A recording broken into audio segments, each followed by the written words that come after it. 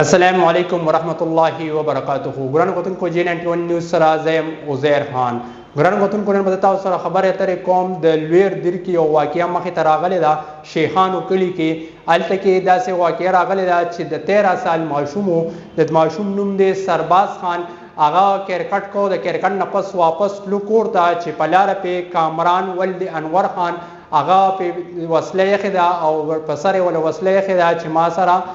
بدپیلیو که مطلب ما سره یو قسمه غلط کار وکا ګران کتونکو کوم وګورو چې دا وخت په وخت راپورټ کیږي تاسو وګورئ نن سبا د 15 کالو د 9 کالو وړي جنکي کې پی کې خاص کر اخو هغه راپورټ کیږي اوس د پکې د الکانو کیسونو هم راپورټ کیږي دا چې کم دی د لویر در پولیسو شیخانو کلی کې دا واقعیا مخې ته راغلی دا د لویر در پولیسو خو روایي کړی دا او ملزم یې نیولې دی او ملزم اعتراف هم کړی دی چې او دا کار ما کړی دی او سرباز خان چې کم دی پولیسو ته درخواست ورکړو چې مطلب د قشانزو کرکټ مې وکړو کرکټ نه واپس راتلم چې ما باندې کامران ولد انور خان په وسلې په زور باندې ما سره بدپیلي وکړه دا هم ویل کېږي ګران کتونکو چې دی یو خالي کور ته بوتلو او هلته کې ورسره مطلب دقه کار کړی دی نو ګران کتونکو که موږ وګورو نن سبا دا واقعیت ډېر زیات راپورټ کېږي موږ نه پوهېږو چې د دې خلکو په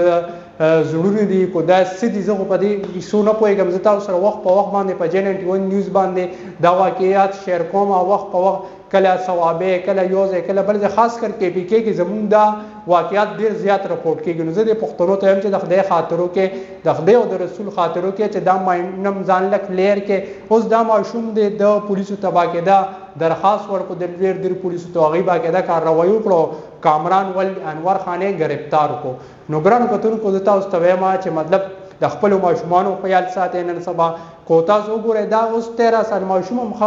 ماشوم نه دی خلوی دی په خبره د پویږي لګه مطلب خو بیا مطلب د خپل وړوم ډیر زیات خیال ساتي مطلب د غټم چې کم دي دیم ځان خیال ساتي او خاص کر چې دا کم د لسو کالو 12 کالو عمرونو پورې نو لہذا تاسو ډیر زیات کو فیمیلی ماشومانی او کنا الکانی نو غیب ټول ته ما چې ځان ډیر زیات خیال ساتي مطلب نن سبا وخت ډیر زیات خراب شوی دی مطلب زویم چې دا زناور دي زناور کم کسان چې دا کار کوي زه ته زناور نوم وایم چې دا زناورونه کم نه دي ځکه چې دې ته زه خپل دغه کې زناور ځکه وایم چې دی خپل کور کې رور نه لري خور نه لري چې دی راځي د بل رور او خور ته لاس چي او هغه سره داسې قسمه کار کوي نو ګرانو کتونکو د خپل ځان خیال ساتي او د خپل بچو خیال ساتي الله پاک ته زموږ په ملک باندې رحم وکړي خاص کر په کې پی کې باندې الله تعالی دې په خپل رحم وکړي دا یو واقعیا راغلی او ګرانو کتونکو ذله لویر در دانې سره شعر کړه ملاله کی اجازه د الله پامان